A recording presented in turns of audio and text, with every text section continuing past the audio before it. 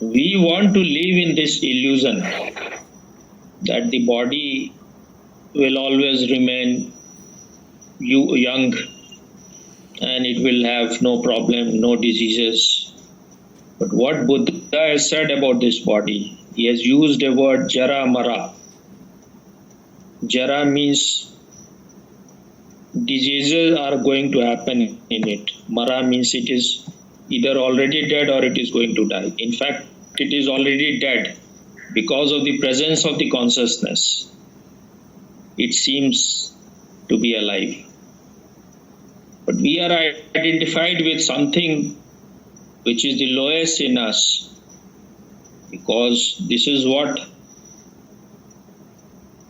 we are programmed to, we are conditioned to identify with, and because it is the grossest thing in us. You can see it is so clear, the body is there.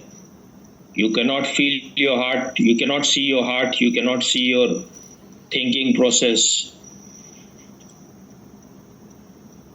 You cannot know, you cannot see your consciousness.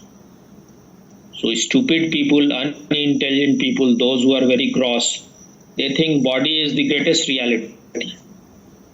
But one has to understand the law. That which is more subtle is always more real, more powerful. If you break the atom, it can destroy so much that you cannot imagine. But it is, you cannot even see the atom with your naked eyes. And I don't know, maybe they cannot even see it with instrument. Not exactly, they cannot see it.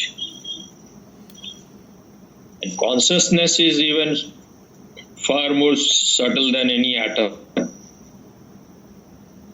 But our maturity level is such that we are lost in that, lost in just the porch of the house. We have not even entered into the house. When it is said that you are not the body, you are not the mind, then people think this is some kind of madness. It's like the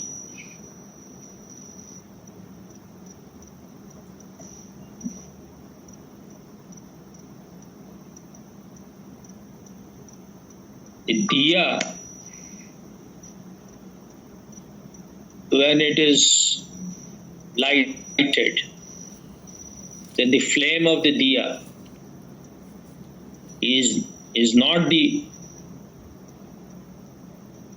earth of which the diya, the physical body of the diya is made. The flame is not the oil also, the flame is not the wick also. But the flame cannot remain manifest.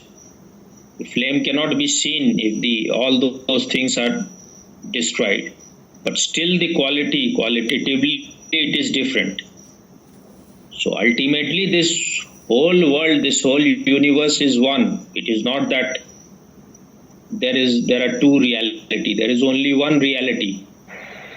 The grossest to the subtlest, there is only one. But when you are identified with something which is lowest in you, then you are more in bondage. You will suffer more. You are in a cage. You are an animal. That is the meaning. That is the very meaning of the Indian word pashu. Pashu means animal. This word pashu means someone who is bound by a rope. The word has come from pash. Pash means rope. So once you are bound by some rope, you have a very limited territory. Consciousness is infinite. Consciousness has no name, no form. Consciousness has no limitation, no boundage, no boundary line. Because when something has no form, it has no boundary. Your consciousness, for example, is just like the flower or the fruit of the tree.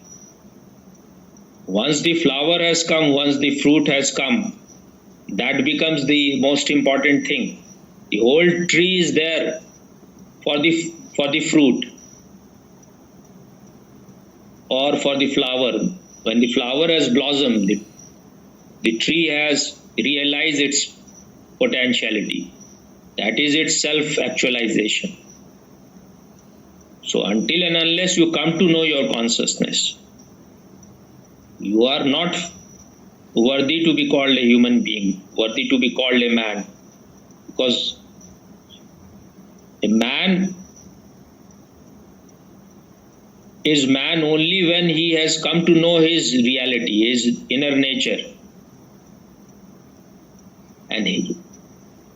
And only the awareness of the presence of the consciousness, if you are aware of the presence of the consciousness, then only you are fit to be called a man or a human being.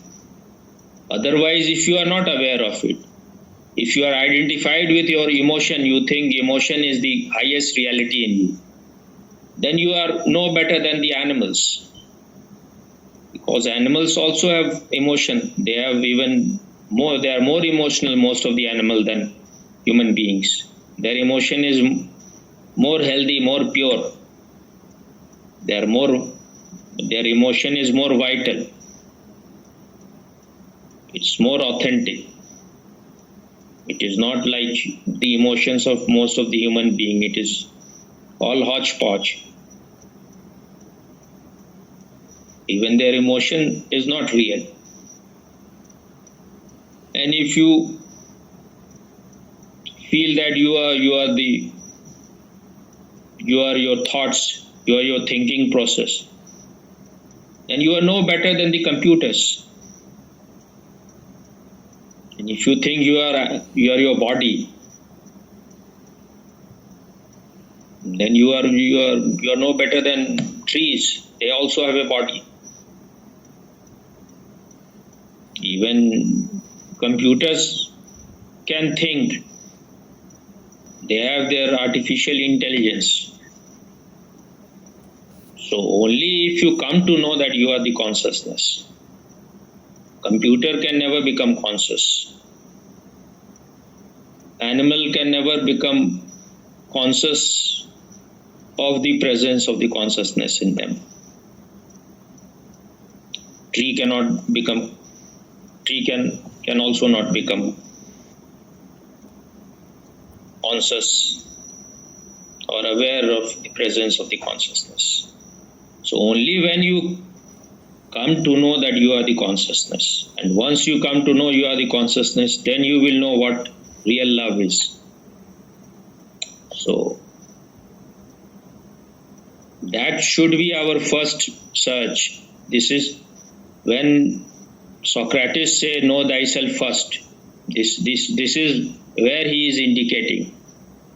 When Heraclitus say, physician, heal thyself first. This is what he is.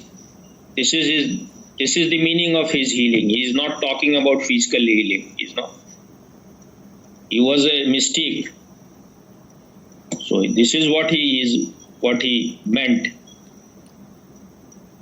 What he was saying, what he was indicating was not so gross. He was indicating towards something else.